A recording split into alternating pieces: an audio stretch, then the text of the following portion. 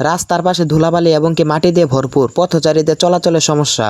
মোড়টা প্রচন্ড বাঁকা হওয়ায় এক প্রান্তের গাড়িগুলো অপর প্রান্ত থেকে দেখতে পারে না, তাই প্রায় এখানে ভয়াবহ দুর্ঘটনা ঘটে থাকে।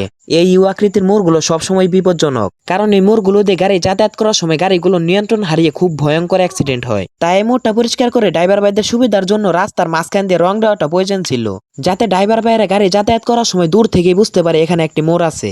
আমার সব থেকে বেশি খারাপ লেগেছে এই মোড়টার মাঝখানে রাস্তার পাশে 2 থেকে 3 হাত জায়গা ধুলাবালি এবং কি মাটি দিয়ে দখল করে আছে, যার কারণে পথচারী এবং কি ড্রাইভার ভাইদের জন্য অনেকটাই সমস্যা হয়। বৃষ্টি আসলে রাস্তার মাঝখানে আসা মাটিগুলো প্রচন্ড পরিমাণে পিছলে হয়ে যায় এবং কি গাড়িগুলো স্লিপ কেটে নিয়ন্ত্রণ হারিয়ে ভয়াবহ অ্যাক্সিডেন্টের মুখোমুখি হয়। রাস্তার পাশে দাঁড়িয়ে থাকা বড় গাছেরও কিছু ডালপালা কেটে দিয়েছি, যাতে ড্রাইভার ভাইয়েরা এক প্রান্তের গাড়িগুলো অপর প্রান্ত থেকে দেখতে পারে, তাদের সাথে বড় কোনো দুর্ঘটনা যাতে না হয়। রাস্তার পাশে জমে থাকা মাটি এবং কি গাছের ডালপালাগুলো কাটার পর রাস্তার মাঝ বরাবর দিয়ে এক লম্বা সোজা ডাক টেনে দিলাম, যাতে ড্রাইভার ভাইয়েরা দূর থেকে মোড়টা বুঝতে পারে এবং কি তারা যাতে এই মোড়গুলো দিয়ে গাড়ি নিয়ন্ত্রণ করে চালায়, তার জন্য মোড়ের দুনো সাইডে স্পিড ব্রেকারের মতো নকশা এঁকে দিলাম, যাতে ড্রাইভার ভাইয়েরা এই নকশাগুলো দেখে স্পিড ব্রেকার ভেবে গাড়ি নিয়ন্ত্রণ করে ধীরে সুস্থে এই মোড়টা পার হয়। আপনারা জানেন যে এই কাজগুলো আমার নিজ উদ্যোগে কষ্ট হলেও আমি করে দেওয়ার চেষ্টা করি, কারণ আমি ভাবি আমার এই সামাজিক কাজগুলোর জন্য যদি মানুষের একটু হলেও উপকার হয়, আশা করতেছি আমার এই কাজটির জন্য মানুষের অনেকটাই উপকার হবে। তারা সুন্দরভাবে গাড়ি নিয়ন্ত্রণ করে খুব ভালোভাবে এই মোড়টা পার হতে পারবে।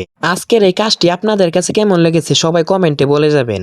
যদি ভালো লাগে তাহলে একটি শেয়ার আশা করাই যায়।